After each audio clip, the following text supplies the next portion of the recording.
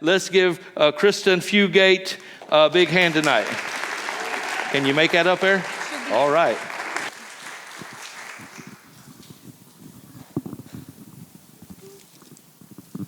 All right, hello. So this is really beautiful in here. I was concerned, I won't lie. You know, once you get used to the same old and there's change, you kind of wonder. But maybe we'll get a grip on that thermostat sometime. I don't know. See, it's run by 3-piece suits and menopausal women.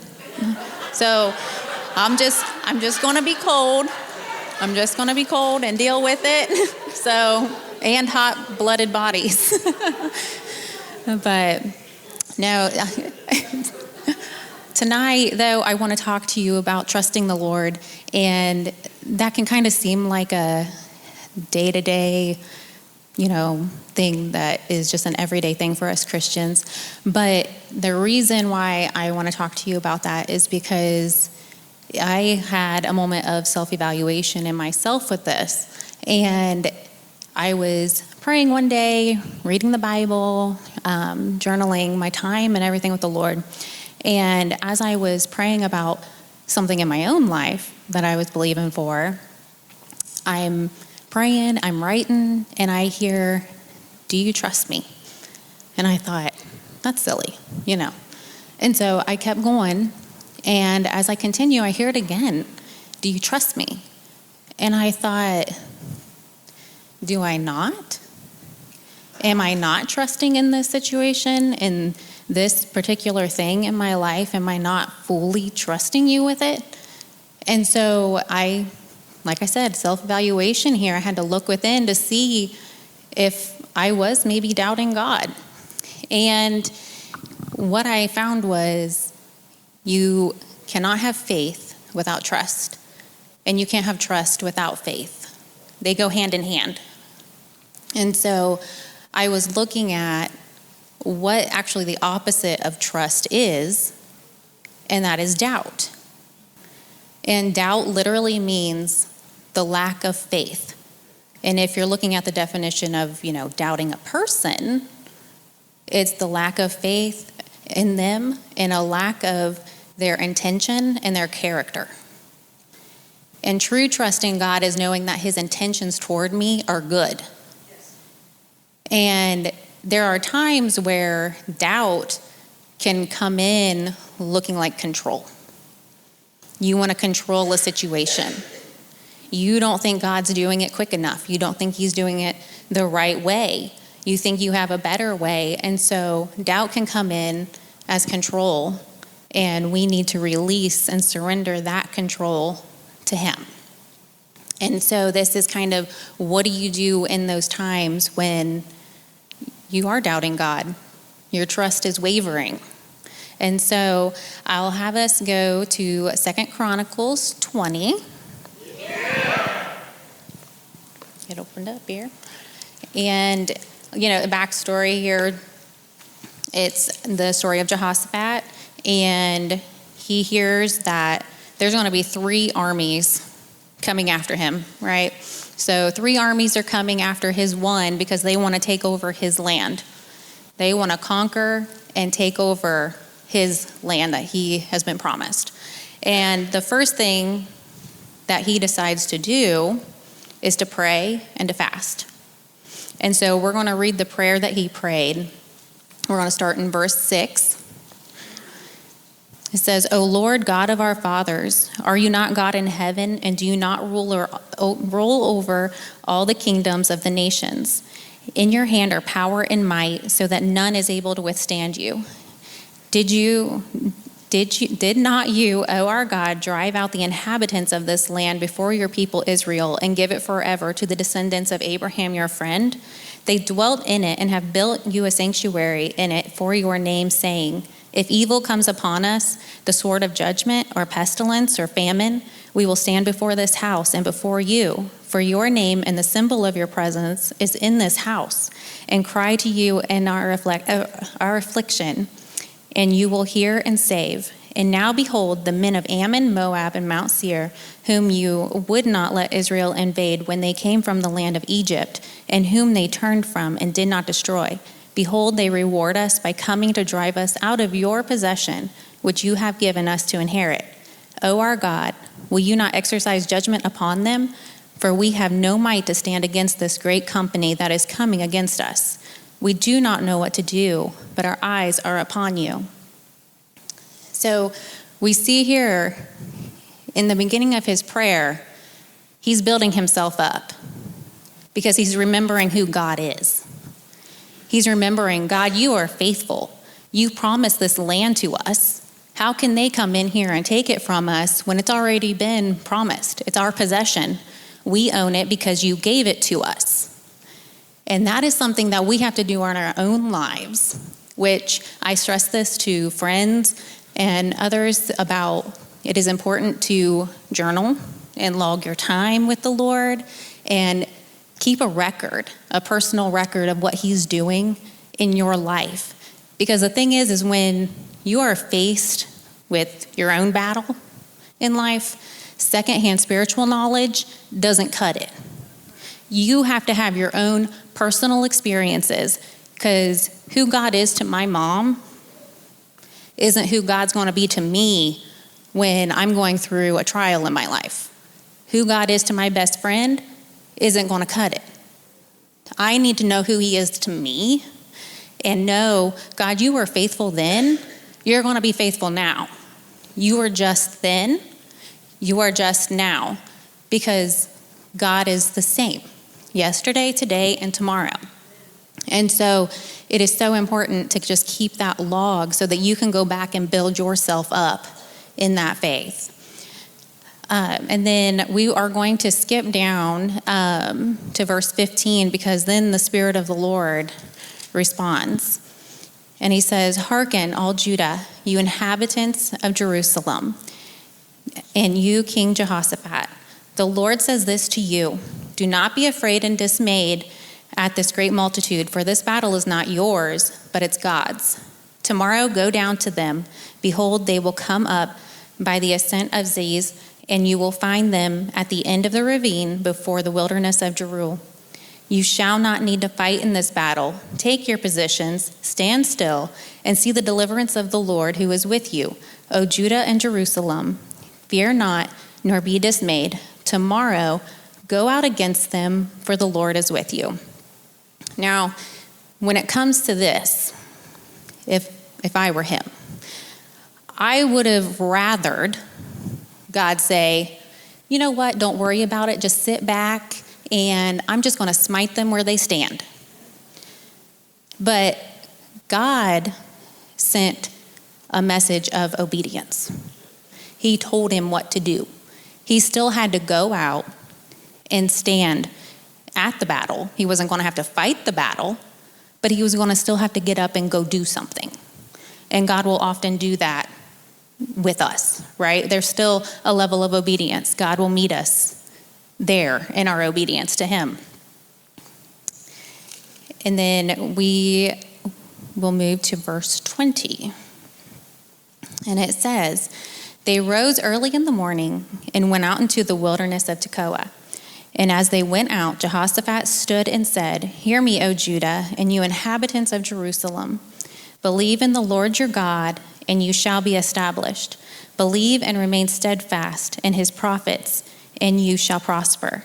And when he consulted with the people, he appointed singers to sing to the Lord and praise him in their holy garments as they went out before the army, saying, 'Give thanks to the Lord, for his mercy and loving kindness endures forever.'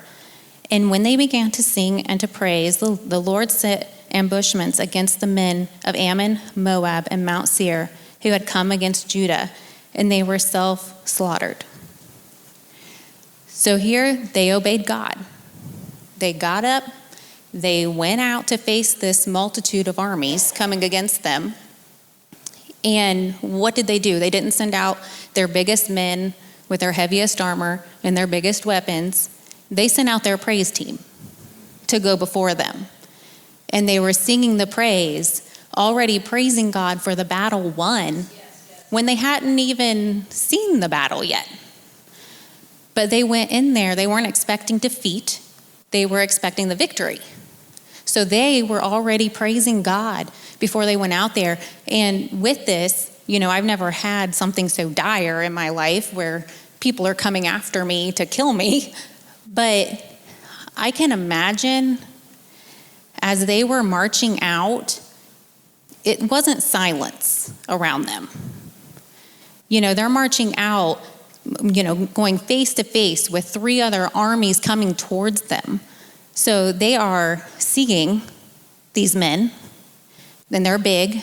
They see their weapons. They can hear these men. I'm pretty sure they were probably pretty barbaric. They were probably yelling and screaming and chanting how they were going to kill them and take their land. But yet they didn't let that faze them. They still remembered who God was. They knew that God's intentions towards them were good. And so they were able to sing praises to the Lord and know that God was going to take care of them in a way that they probably never even imagined. And that's how God handles our situations in life. And then I want to skip down to verse 30. And after all of that had, gone on, it says, the realm of Jehoshaphat was quiet, for his God gave him rest round about. So he brought that peace after the storm. And that is something that we all long for, right? We want the peace. We don't want to have to fight the battle. We don't want to have to go through the battle. But God's saying you don't have to fight it. You don't have to do this on your own. All you have to do is be obedient to me, and I'll take care of it. I'll equip you with what it takes to get through this. And that does bring me to my puzzle lady.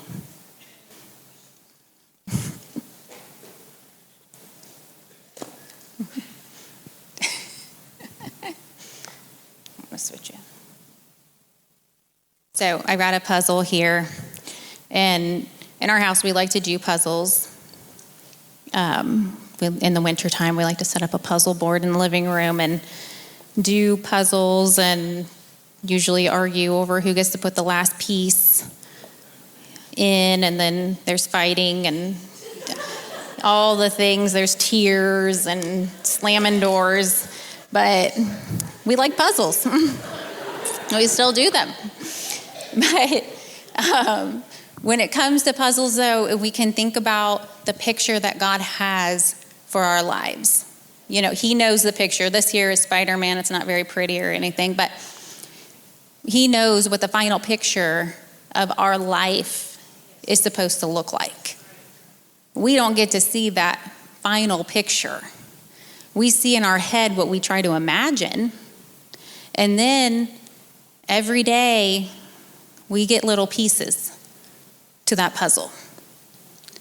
And there are some times where with my little piece of the puzzle, I will make an entire life assessment based on one piece of my puzzle. And I will begin to question God. What are you doing? This isn't what I prayed about. This isn't what I talked to you about. What are you doing? Or, my child made a dumb mistake. Like, what is going on? And I will assess their life pieces, based on one piece. And I will do that. And God is just saying, can you trust me? Can you just remember that I'm faithful, that I am good, that I am just, that maybe there's a bigger picture that you don't even realize, that you can't see how beautiful that picture really is, and you're just holding one little piece of that puzzle, and if you would give it up and give it to me and stop worrying about the 999 other pieces, maybe you could have some peace. Maybe you could rest. And sometimes our puzzle pieces will look like consequences to our own choices, right? We do dumb things. We spend money we shouldn't have. We say words we shouldn't have, whatever it may be. But even in those moments with those pieces, God can give us the grace in order to respond to those consequences properly. in order we can have peace still, even in the midst of a consequence of our own mistake, our own choices. But it's giving that to God to move and to work. And sometimes when it comes to my pieces, there will be doubt, disappointment, whatever it is, discouragement. But God is saying, I know better than you. I know better than you. In Isaiah 55, God's ways are greater than my ways. His thoughts are greater than my thoughts. He's the creator, and I'm the created. And the truth is, God cannot not be God, right? And out of all of the billions of people, I'm not going to be the one person that he's not faithful to. He's going to be faithful. He's always been faithful. And so it's standing on that promise and that trust of knowing who he is. And you have to know who he is to you personally. Don't rely on someone else's version of God to be your version of God when you need him most. And something that came to my mind when I was thinking about, just trust and intentions and things. When we first got married, a long time ago now, it was when we bought our first house. So, 16 years ago or so. 2010, yeah. So, but we were young and Lila was real little and all of that. And we were broke.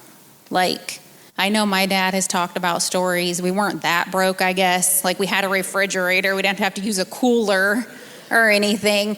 But we did not have extra money. Today's broke people still have money for $5 coffees. We didn't have that. It was just pay the bills, eat at home, and done. And I remember our hot water heater had been acting up. And, Jake being the man of the house or whatever, he was going to fix this water heater. And he's worried about this. I'm not, because it's not my job. There's just hot water when I turn on hot water. And so he is trying to, replace elements and do this and do that. And I remember saying, it's okay. We'll just buy a new one if we need to. And at this time, I was not super involved in our finances. I knew the bills that needed paid. I knew that kind of thing, but I wasn't looking at our bank account, every day or every week or whatever. And so to me, it's just, if it's broken, you can buy a new one if you can't fix it. And he eventually, got that fixed. But the thing was, a few years later, I think the water heater was having issues again. And a few years later, then it came up to where I said, I told you however long ago we should have just bought a new one. And he says, do you realize that at that time we had $200 in our bank account? And I said, well, no, I didn't realize that. I just thought you could buy a new one if you needed to. But the thing was I knew that regardless of anything, we were going to have hot water, because I knew that his intentions for us were good. I knew that he was going to fix it somehow. I knew it was going to be replaced if it absolutely had to be, because I knew his mission was, my wife and my child need hot water. And I knew that his intentions towards us were good. He was going to repair it. He was going to replace it. He was going to do something. But that's the thing. The intentions of your spouse are good towards you. Why wouldn't God's? Why wouldn't God come through for you and be faithful to you and be someone that you can trust? And so it's keeping that reminder of who he is to you at all times. And just standing in that and resting in it. And there's that peace.